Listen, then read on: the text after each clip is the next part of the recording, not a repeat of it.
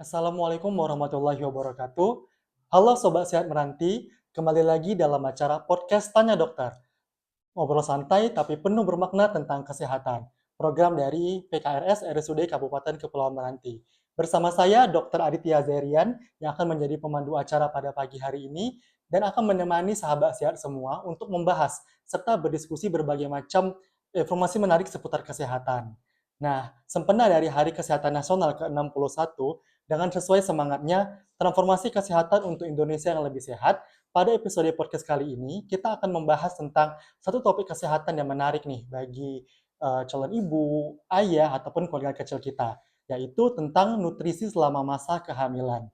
Seperti yang kita ketahui, kalau nutrisi selama masa kehamilan ini sangat penting, karena tidak hanya baik untuk kesehatan ibu, tetapi juga penting untuk tumbuh kembang bayi yang ada di dalam kandungannya. Banyak pertanyaan yang masuk nih, dok, nutrisi selama kehamilan itu apa sih dok? Bagaimana cara menjaganya, apa makanan yang boleh dan apa makanan yang tidak. Nah, untuk menjawab semua pertanyaan itu akan kita bahas tuntas di episode podcast kali ini. Tetapi, saya tidak sendirian. Saya akan ditemani oleh seorang narasumber yang luar biasa. Beliau merupakan dokter spesialis obstetri dan ginekologi di RSUD Kabupaten Kepulauan Meranti. Dr. Fauzi Ahmad Hasibuan, SPOG. Selamat pagi, dokter. Pagi Adit, halo Iya, semuanya. iya. Bagaimana kabarnya hari ini, dok? Alhamdulillah sehat, luar biasa Adit. Ya, luar biasa Iya, dok ya, walaupun cuaca kita lagi panas, tapi kita harus tetap semangat juga ya dok harus ya. tetap semangat, wajib. Oke, kegiatannya sehari-hari apa aja nih dok? Ya aku sebenarnya masih tergolong baru ya di Meranti ya, kurang lebih masih sekitar 1 bulan bergabung di sini. Ternyata di Meranti cukup menyenangkan ya, cukup banyak kegiatan yang bisa dilakukan. Walaupun memang ya kata orang agak terpencil gitu ya, tapi ternyata di sini cukup kota, Dit. Jadi banyak bisa dilakukan sehari-hari ya. Oke, jadi bisa dikatakan dokter Fauzi ini merupakan pendatang baru ya dok ke Meranti ya dok Iya ya. Jadi betul. kita mengucapkan selamat datang ya dok di RSUD Meranti ya dok. Nah, terima kasih. Oke, baik supaya lebih kenal lagi, mari kita kenalan sama dokter Fauzi. Mungkin dokter boleh menyapa kepada sahabat sehat di rumah dok untuk memperkenalkan diri dok. Boleh. Halo Bapak Ibu semuanya, perkenalkan saya Dr. Fauzi Ahmad Asibuan SPOG. Boleh dipanggil dengan Dr. Fauzi. Saya aslinya berasal dari Medan. Kebetulan berrezeki menjadi dokter spesialis obgyn atau spesialis kandungan yang menangani ibu-ibu hamil dan masalah kandungan di RSUD Meranti. Alhamdulillah sudah menikah, istri baru satu dan anak satu. Oke, perkenalan yang singkat Ya dok ya, tapi cukup cukup kayaknya. padat ya dok ya. Oke dok, jadi di podcast kali ini dok kita akan membahas mengenai nutrisi selama kehamilan nih dok. Ya, Jadi ini sebenarnya topik yang udah di request dari netizen nih dok, oke. banyak katanya, apalagi dokter Fauzi terkenal juga di sosmed ya dok ya, banyak masyarakat Meranti yang tahu nih dok. Jadi Iya, katanya, yuk kita adakan podcast sama dokter Fauzi, kita bahas mengenai selama kehamilan nih dok. siap siap Oke, siap. jadi saya sudah merangkum beberapa pertanyaan nih dok Oke, yang akan kita bahas pada hari ini ya dok mhm, ya. Nah, jadi supaya kita lebih paham dari awal dok, mungkin bisa dijelaskan dulu dok, sebenarnya apa sih dok yang dimaksud dengan status gizi pada ibu hamil dok? oke, status gizi pada ibu hamil ya. Jadi, namanya status gizi sebetulnya tidak hanya masalah berat badan, Dit. Ini kan banyak orang mikir status gizi itu ya otomatis kurang gizi, gizi cukup, atau gizi berlebih ya kan. Ternyata nggak sesimpel itu nih kalau di kehamilan gitu. Jadi gizi itu kalau bagi kami dokter obgyn adalah ngelihat gimana stok, nutrisi pada ibu hamilnya. Jadi, apakah kebutuhan-kebutuhan bayi itu sudah cukup atau belum. Itulah status gizi yang bisa kita nilai sebagai dokter obgyn sebetulnya. Bukan hanya tampak dari luar, tapi dari dalam. Memang idealnya harusnya dilakukan pemeriksaan laboratorium nih di awal kehamilan. Dilihat kadar zat besinya, kadar vitamin D-nya, dan lain-lain. Baru kita bisa menilai ibunya ini gizinya tercukupi atau tidak, kayak gitu. Cuman kan itu masih banyak keterbatasan ya, mulai dari kalau kita masalah akses, masalah biaya, dan lain-lain. Jadi sebaiknya ibu-ibu hamil itu sebenarnya sebelum hamil pun harus sudah tercukupi gizinya gitu. Makanya tidak hanya berdasarkan dari luar saja kita lihat kayak gitu. Itu sih sebenarnya agar si bayi itu bisa mendapatkan gizi atau mengambil gizi dari ibunya yang tercukupi. Oke, jadi sebenarnya gizi itu sangat penting ya dok ya, karena dampaknya bisa sampai ke bayinya juga dok. Betul. Oke, jadi emang harus dijaga betul ya Dok, ya, gizinya tidak boleh berlebihan dan tidak juga boleh kekurangan ya Dok ya. Ya, makanya kadang kita ngeliat ibu hamil tuh agak besar badannya, mungkin agak berlebihan kan dari berat badan, tapi ternyata gizi di dalamnya itu banyak yang kekurangan atau defisiensi kan. Bisa jadi dia obesitas besar, tapi ternyata zat besi di dalam tubuhnya kurang kayak gitu. Hmm. Nah, itulah yang kami sebagai dokter objin tidak ingin itu terjadi sebetulnya. Gitu. Oke, jadi kan tadi dokter ada bilang nih Dok, kalau misalnya status nutrisi ibu hamil kan sebaiknya dari pemeriksaan laboratorium. Betul, Tapi kan kadang terkendala dengan adanya pemeriksaan, akses dan lain sebagainya. betul. Sebenarnya ada nggak sih Dok pemeriksaan yang sederhana, mungkin yang bisa kita terapkan dalam sehari-hari untuk mendeteksi, oh ibu ini kurang gizi ataupun cukup gizi Dok? Kalau untuk nutrisi sebenarnya belum ada, Dit, ya. Paling yang bisa dilakukan, yang udah rutin dilakukan di puskesmas itu pemeriksaan darah. Nah, pemeriksaan hemoglobin atau darah merah. Itu untuk menilai dia kurang darah atau tidak. Cuman yang jadi masalah, anak bayi itu, janin itu tidak hanya membutuhkan HB ibunya, tapi dia butuh zat besinya, Dit. Kalau seandainya dilakukan pemeriksaan, HB-nya sudah turun, sudah kurang dari 10 misalnya, artinya cadangan gizinya itu sudah defisiensi, sudah kekurangan gitu. Sementara si bayi butuh besinya juga, bukan hanya HB-nya gitu. Jadi itu yang memang agak sulit ya dilakukan ya.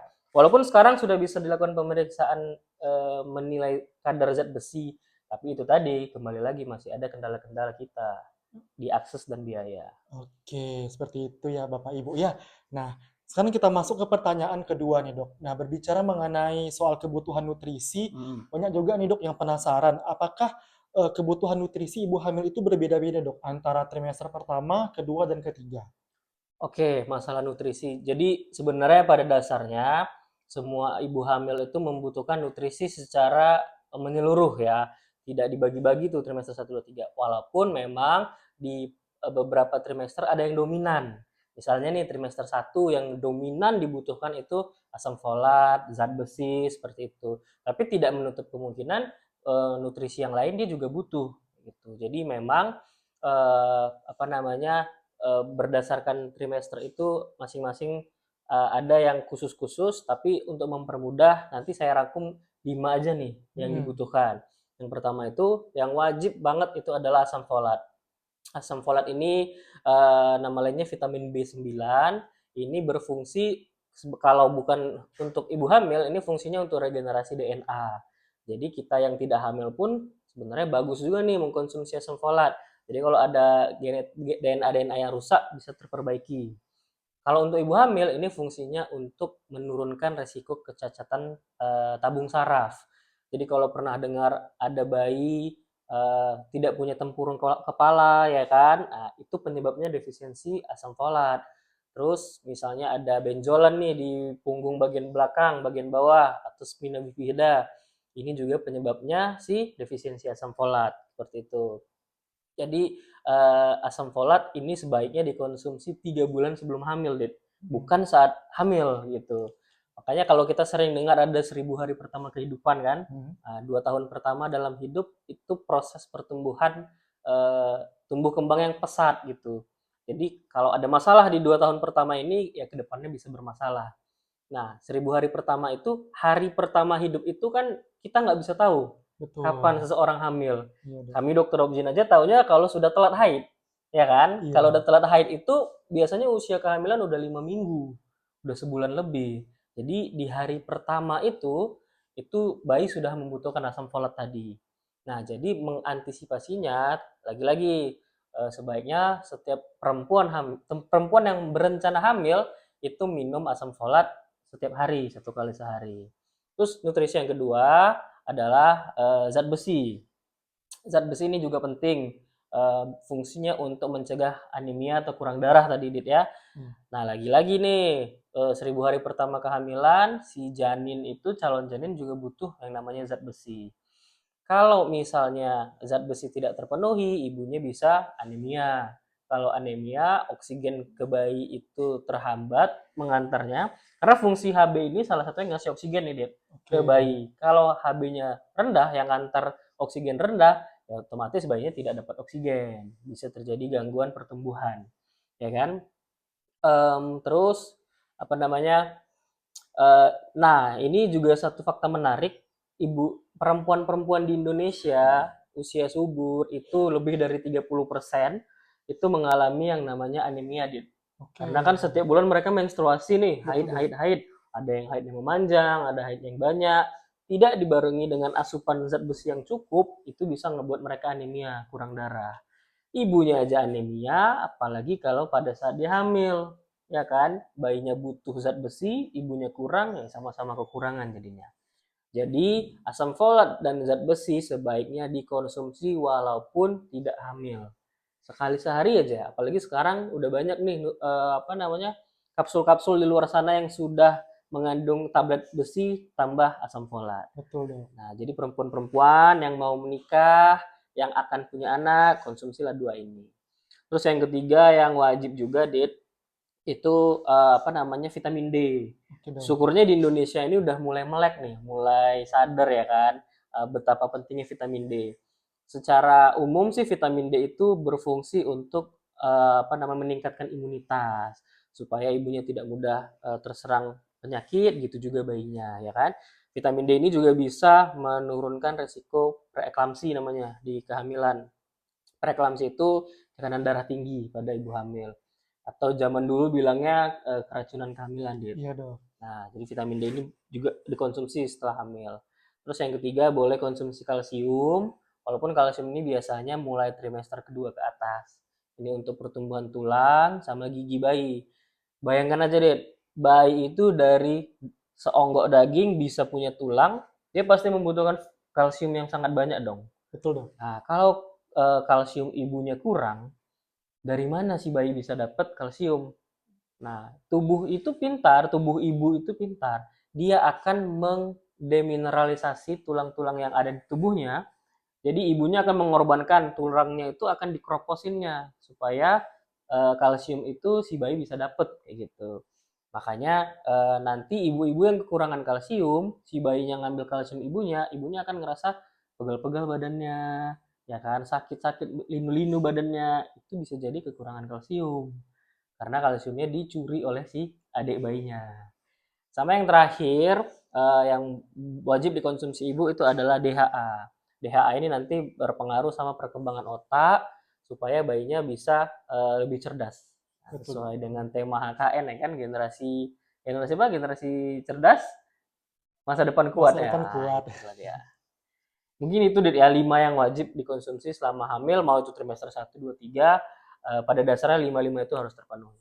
Oke, jadi untuk memenuhi 5D itu sebenarnya kayaknya kalau dari era sekarang cukup mudah ya dok ya, Betul. karena selain kita kontrol ke fasilitas kesehatan, kita Hmm. juga bisa membeli sendiri di Hmm. apotek-apotek terdekat, asalkan masih dalam pengawasan dokter ya dok ya. Betul, betul. Oke, jadi itu bisa dikatakan bahwasannya tiap trimester itu beda-beda juga ya dok ya, sesuai dengan trimesternya apa. Hmm. Nah, kemudian dok, pertanyaan ketiga nih dok, kan sering tuh dok ibu hamil itu di awal trimester sering mual dan muntah atau Hmm. sering dikatakan sebagai morning sickness Ya, katanya. Nah, betul. kalau misalnya kondisi seperti itu dok, bagaimana cara ibunya bisa memenuhi kebutuhan nutrisinya dok? Oke, ini juga banyak ya jadi tantangan ya, apalagi di Indonesia sebenarnya. Morning sickness ini atau mual muntah pada trimester 1 ini sesuatu yang masih normal sebetulnya karena ada lonjakan dari hormon kehamilan. Nah, yang ngebuat mual dan muntah. Jadi prinsipnya untuk trimester 1 itu adalah bagaimana caranya supaya bisa makan dan tidak muntah. Nah, jadi kalau saya selalu berulang-ulang mengatakan ke pasien saya, kalau trimester 1 boleh deh makan apa aja, asal nggak dimuntahin. Kayak gitu ya kan, daripada nanti kita batas-batasin, dia seleranya makan ini, itu dilarang, makan yang lain dia nggak bisa. Malah dia muntah-muntah, minum nggak bisa, muntah terus-terusan, malah jatuh ke dehidrasi nantinya. Malah mengganggu keadaan umum ibunya, ya kan. Jadi mungkin sudah sering didengar pada dasarnya makannya dengan metode sedikit tapi sering. Jadi nggak perlu nih ibu hamil makan, apalagi trimester 1 ya, satu piring itu harus habis sama dia sendiri. Nggak harus selalu gitu, Dit. Boleh makan hanya 2 sendok, tapi per 2 jam diulangin. Nah, dalam satu sendok itu pun kalau bisa lebih banyak lauknya daripada karbohidratnya. Kayak gitu. Jadi misalnya dalam satu sendok udah ada suiran ikan, udah ada potongan tempe atau telur, baru nasi sedikit sama sayurnya. Udah makan 2 sendok, cukup, habis itu 2 jam lagi makan lagi, 2 jam lagi makan lagi, seperti itu. Itu salah satu trik-triknya ya. Sama sih kalau pada suka jahe, jahe itu juga bisa menenangkan apa ya, morning sickness, Dit. Oke. Nah, jahenya boleh direbus, minum hangat-hangat supaya enak, itu banyak sih membantu. Sama beberapa ibu hamil juga bisa sebelum makan dia sikat gigi dulu. Oke, Nah, kenapa itu, untuk Dok? mengurangi rasa pahit di mulut. Nah, jadi mulutnya udah lebih enak, lebih bisa menerima makan. Jadi masing-masing beda sih, tapi prinsipnya adalah bisa makan sedikit tapi sering dan tidak termuntahkan. Oke. Gitu. Ada nggak, Dok, makanan yang harus dihindari gitu, Dok? Apakah makanan yang berlemak, bersantan, apalagi kan kita di masyarakat Indonesia ini kalau nggak makan bersantan, nggak makan cabai, nggak sah rasanya gitu kan, Iya, Dok. iya, betul. Nah, makanan seperti itu apakah perlu dihindari, Dok, di trimester awal pertama itu? Sebenarnya kalau untuk kehamilannya sih nggak ada masalah, Dit ya. Boleh makan yang mana aja sesuai dia selera boleh. Tapi lagi-lagi mana makanan yang kan ada beberapa makanan tuh yang punya baunya agak menyengat tuh kan. Mhm. Nah, kalau memang menyengat membuat mualnya makin berat ya nggak usah, jangan dikonsumsi kayak gitu. Sama yang terlalu pedas, terlalu asam juga itu bisa memperparah mual muntahnya sih. Tapi kalau seandainya ibunya kekeh banget, aku pengen makan pakai cabai sedikit deh biar bisa makan untuk Mhm. naikin selera, ya boleh-boleh aja, nggak Oke. apa-apa, gitu. Jadi tidak ada masalah juga, Dok, ya, asalkan makannya sedikit tapi sering nih, Dok, ya. Betul, Tapi iya. kadang ada kebanyakan ibu hamil itu malah takut untuk makan, Dok, karena saya takut mual muntah, jadi saya nggak makan-makan berhari-hari. Jadi ketika sampai di IGD udah kondisinya lemas Mhm. gitu. Nah, itu yang sebenarnya jangan sampai terjadi, Dit, Betul, ya. Dok. Karena kalau sampai dehidrasi, ya kita takutnya mempengaruhi bayinya, kayak gitu, Mhm. kekurangan cairan kan, gitu. Oke, baik, Dok. Nah, sebagian besar sudah terjawab ya, sahabat sehat di rumah. Jadi kita lanjut nih pertanyaan yang berikutnya nih. Nah, kalau boleh tahu, Dok, kenapa sih, Dok, pemenuhan nutrisi itu selama kehamilan itu cukup penting, Dok? Pemenuhan ya itu lagi tadi, kembali lagi Dit ya, Mhm. kalau nutrisi itu bayi ini kan dia hidupnya tergantung sama emaknya, sama Mhm. mamanya di dalam. Dia nggak bisa makan sendiri nih, cuman berharap dari emaknya. Jadi istilahnya kalau kita bayangkan sebuah gudang, Mhm. gudang ini kita anggap ibunya. Nah, si anaknya ini sedang membangun nih di depan rumah, membangun rumah. Dia otomatis akan ngambil pasir, ngambil semen, ngambil batu, itu dari gudang yang ada. Kalau seandainya di dalam gudang itu tidak ada bahan dasar pembuatan rumah itu, ya otomatis nanti akan rumah itu terbangun dengan tidak kokoh. Misalnya semennya kurang, nah, tapi mau bangun rumah 3 lantai, ya otomatis nanti dia ketika udah jadi, udah bangun, diterpa sama angin bisa rubuh, gempa sedikit rubuh. Nah, kira-kira seperti itulah. Bayi di dalam pun eh, untuk dia bertumbuh dan berkembang butuh nutrisi. Kalau tidak dipenuhi dengan cukup, mungkin bayi itu bisa hidup keluar tertampak-tampak normal aja. Tapi nanti bisa terpengaruhi sama kecerdasannya, tumbuh kembangnya, ya kan bisa terganggu seperti itu. Itulah pentingnya nutrisi yang harus dipenuhi agar si bayi itu tidak kekurangan bahan dasar untuk membangun tubuhnya. Oke, jadi intinya di sini adalah nutrisi itu sangat penting ya, Dok, ya, Penting sekali. bagi ibu hamil ataupun bayi bagi janinnya nanti. Betul. Jadi kadang kan sekarang lagi marak nih, Dok, stunting nih, Dok, ya. Hmm. Nah, apakah benar, Dok, kalau misalnya kalau gizinya kurang selama hamil itu bisa menyebabkan stunting ketika lahir nanti, Dok, Oh, ketika anaknya tumbuh? oh ya bisa Iya. berpengaruh, ada pengaruhnya. Salah satu misalnya nanti ketika dia terjadi kekurangan nutrisi ini di dalam tubuhnya kan, pas lahir ada masalah hormonal, ya kan, misalnya ada gangguan tiroid. Otomatis kalau terjadi gangguan tiroid, tumbuh kembangnya bisa terganggu dong. Kecerdasannya bisa apa namanya tidak baik, ya kan. Tumbuhnya juga tidak bisa seperti anak-anak normal gitu. Jadi memang istilahnya kalau orang kota bilangnya blueprint. Blueprint anak tuh tergantung sama nutrisi ibunya. Oke. Kayak gitu. Rancangan pembangunannya lah kayak gitu. Iya, baik, Dok, ya. Nah, sekarang kita masuk nih, Dok, ke sesi yang paling kita tunggu-tunggu nih, Dok, Hmm. mitos ataupun fakta. Jadi Oke. kita akan membahas, isu-isu yang beredar di masyarakat. Jadi akan kita klarifikasi ya, Dok, ya, Oke. apakah ini mitos ataupun fakta ya, Dok. Ya, ya, ya. Oke, yang pertama nih, Dok, ngidam itu adalah keinginan janin dan harus selalu dipenuhi. Mitos atau fakta nih, Dok? ngidam ya. Mm-mm. Sebenarnya kalau dalam dunia kedokteran sih itu sebenarnya mitos, Dit ya. Tidak ada yang namanya ngidam dalam ilmu kedokteran, ya kan. Jadi bayi itu di dalam tubuh tuh nggak bisa ngerasain, wah ini emaknya lagi makan sate Madura, ya kan. Wah ini makan sate Padang, nggak bisa sebenarnya. Dia kalau bisa ngomong malah, mak kasih aku zat besi dong, kasih aku asam folat, itu sebenarnya yang bisa terjadi ya. Oke. Jadi di dalam tuh bayi nggak bisa ngerasain ibunya makan apa secara langsung, ya kan. Tapi ngidam itu kalau seandainya dia masih masuk akal dan tidak membahayakan ibunya, sah-sah saja untuk diturutin, ya kan. Hmm. Selama ibunya nggak minta makan tanah liat, makan beling, makan kaca, jangan. Nah, kalau masih makan-makan yang wajar, masih boleh lah. Oke, jadi intinya ngidam itu mitos ya, sahabat sehat semuanya ya. Oke, baik yang kedua nih dok, ibu hamil harus makan 2 kali lebih banyak karena makannya untuk 2 orang. Oke. Ternyata di sini ada juga mitos kayak gitu ya. Ada dok. Jadi banyak memang berseliweran, wah sekarang kan udah berbadan dua, jadi makannya harus 2 orang, ya nggak gitu juga, ya kan. Kalau secara ilmu kedokteran di bagian obgyn, malah sebetulnya Dit, tambahan kalori itu nggak sebanyak itu kok untuk ibu hamil. Kira-kira di trimester 2 dan trimester 3 itu tambahan kalorinya hanya sekitar 200 sampai 300 kilokalori. Oke, Itu kalau kita hitung-hitung hanya macam kita makan sereal, satu mangkuk sereal pakai susu atau makan bubur kacang hijau, kira-kira cuma segitu tambahannya. Jadi tidak banyak sebetulnya.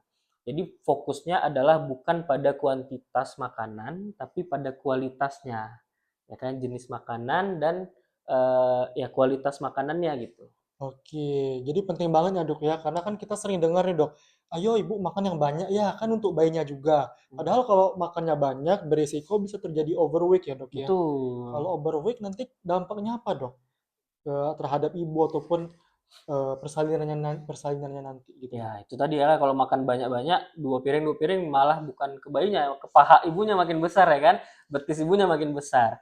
Jadi kalau overweight, kalau seandainya terjadi kelebihan berat badan pada ibu Mhm. hamil, ini resikonya yang paling kita takutkan nanti adalah bisa sampai preeklamsi, Dit. Oke. Preeklamsi, tensi darahnya tinggi, terjadi kerusakan organ sampai kejang. Itu yang pertama kita takut.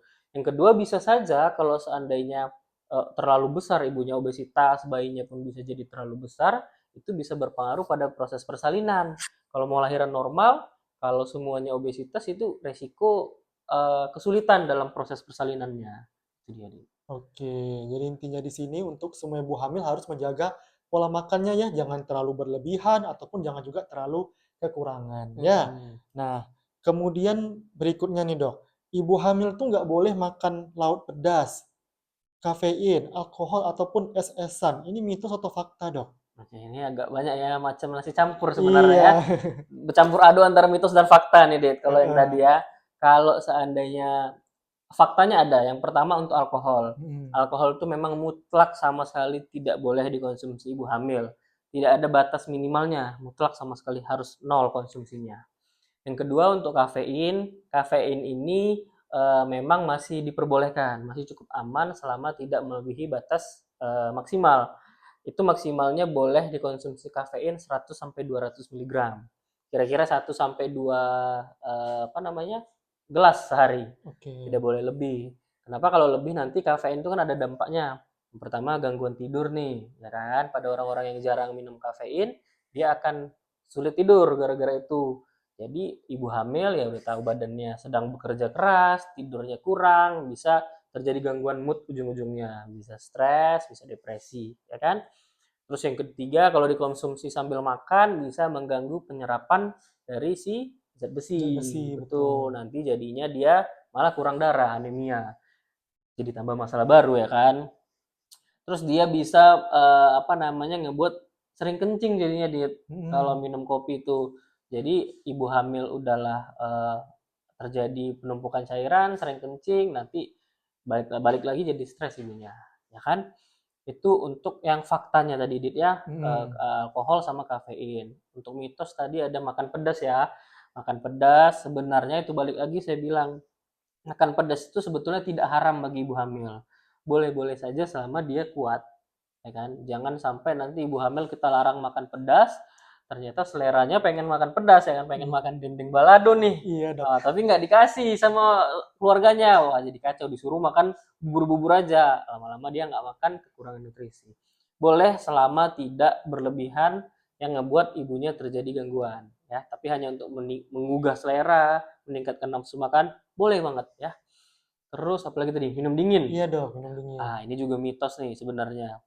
Banyak yang bilang jangan banyak minum es, nanti bayinya besar. Mm-mm. Ya, ini sesuatu yang kurang tepat ya. Selama air dinginnya itu hanya air putih, itu kalorinya nol, tidak ada kalori, jadi tidak akan membuat anak besar. Kecuali air esnya dipakein sirup. Nah, sirup merah ya kan. Nah, Heeh. ini baru pakai gula. Nah, ini baru bisa bikin bayinya besar karena ada gula di situ, ada penambah kalorinya kayak Oke. gitu. Untuk apa tadi terakhir, ikan ya apa? Iya, iya dok, ikan, makanan laut. Makanan Apalagi laut. kan orang Meranti ini kan salah satu konsumsi makannya ikan-ikan ya dok. Betul, ya ya. Ikan, seafood, udang gitu. Mm-mm. Sebenarnya boleh nggak sih dok? Kalau untuk makanan laut sebetulnya pada umumnya boleh ya. Apalagi kayak ikan apa, ikan salmon ya kan, Mm. udang, terus cumi itu boleh, boleh sekali dimakan. Asal dengan catatan harus matang, tidak setengah matang nih. Ya takutnya kan nanti ada udang bakar. Mm. Takutnya setengah matang belum sempurna dimakan nanti bisa terinfeksi. Tapi kalau dia sudah matang sempurna boleh sekali makan ikan. Asal makanan laut ya, asal tidak makanan yang tinggi merkuri. Biasanya tinggi-tinggi merkuri itu ikan-ikan yang besar tuh, Dit. Kayak ikan tuna. Tuna sih boleh, tapi jangan terlalu banyak ya. Tuna, terus ikan hiu. Di sini ada makan ikan hiu nggak? Kayaknya Enggak ya? nggak ada sih dok. Ada beberapa daerah yang makan Mm. ikan hiu. Itu tinggi apa namanya merkurinya. Itu berbahaya bagi janinnya. Ya, tapi kalau ikan-ikan kecil ya kan sama udang-udang, tadi lobster dan lain-lain itu boleh. Asal dimasak dengan matang.